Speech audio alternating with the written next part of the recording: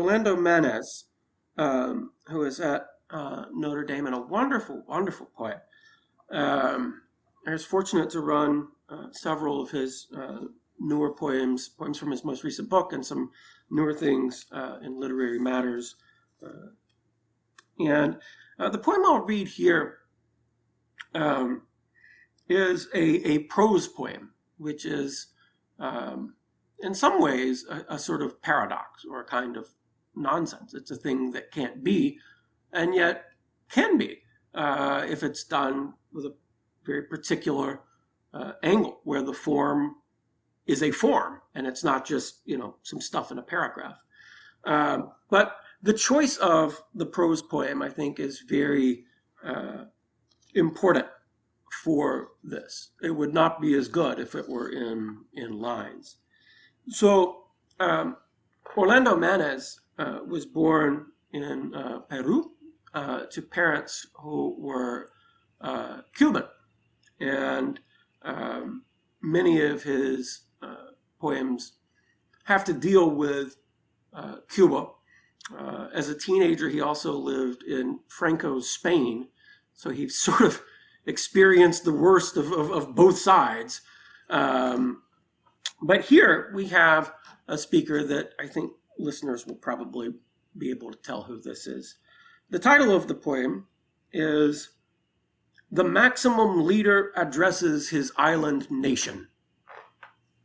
And so we have a monologue here from the maximum leader addressing his island nation. For half a century, we have triumphed at war and insurrection, our legions victorious across the continents.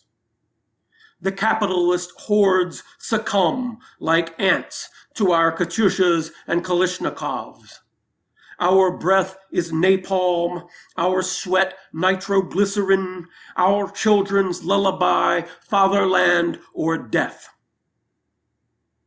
Despite these martial glories, we are a poor island between the tropics of Cancer and Capricorn. Winds betray us in the rainy season. Droughts curse every 9 years. Why should geography imprison us? I hereby decree that we are no longer tropical. Cut down the palms, my countrymen.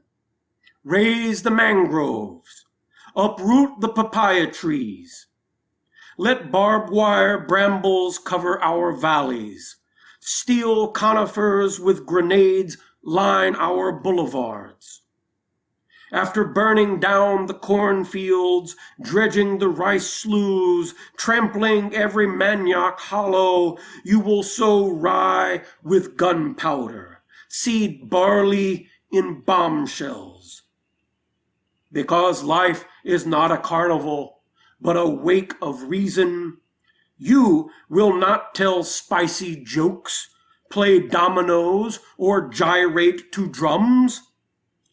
The polka will be our national dance. All food, boiled and bland. Our homes will have fireplaces and no fans. Windows sealed, verandas torn, parasols outlawed. You will wear wool coats and sheepskin boots, long johns, earmuffs too. Whoever faints or complains will be shot on sight. I will institute a 10-year plan in which every scientist and sorcerer will wage war on the tropics. Meanwhile, you will walk through drifts of plastic snow, dry ice cobbles, pretending to shiver, pretending that breath freezes in air, pretending that Arctic winds crackle your face. Yeah, I really enjoyed that one. Sorry, you kind of have to put on a yeah. A voice No, I thing. enjoyed that.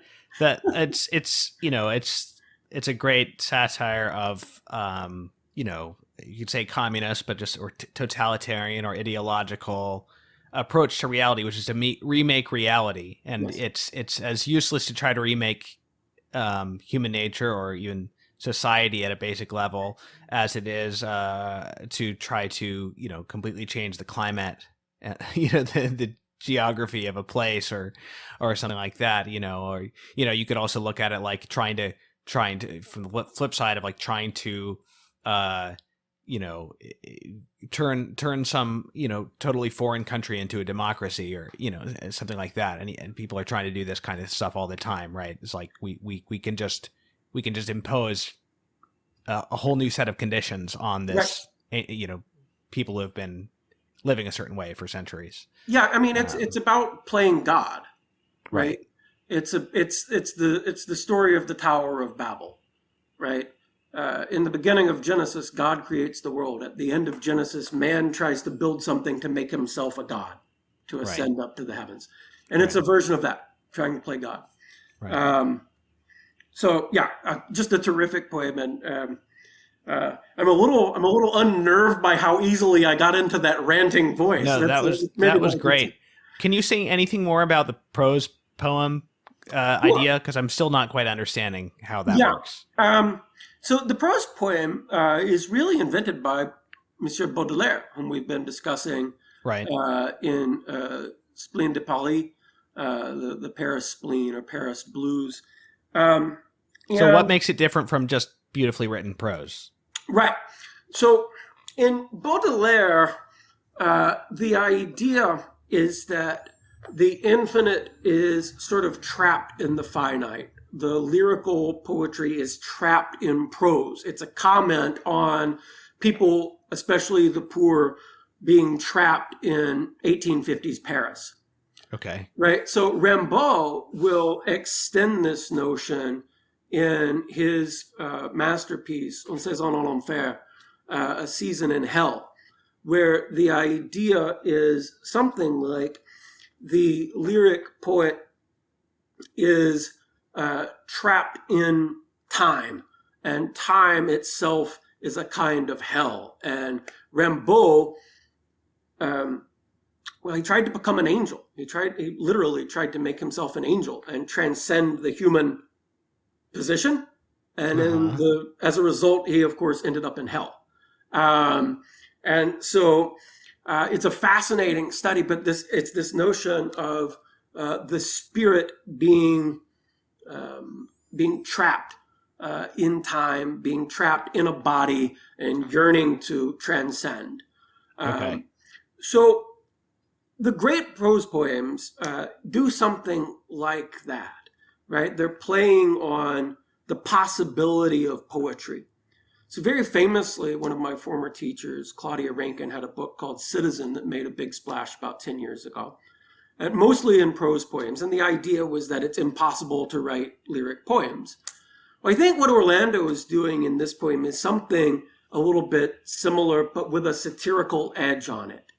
That in this mindset where the mind itself is trying to be God, right? Where the self is trying to be God, very much as what happens with Rimbaud. When the self is trying to be God, that what happens is the possibility of poetry vanishes, because poetry is an encounter with creation, with something outside of the mind's own making, right? And it's precisely the body that creates meter and all of that stuff. So that doesn't even make sense to try to escape, anyway. Well, exactly, right? And going back to what we were talking about, even with the dog poem, right? That when we stay locked in the Weltbild that we have constructed, the world we've made, and we don't encounter the world outside there, the possibility of poetry goes away.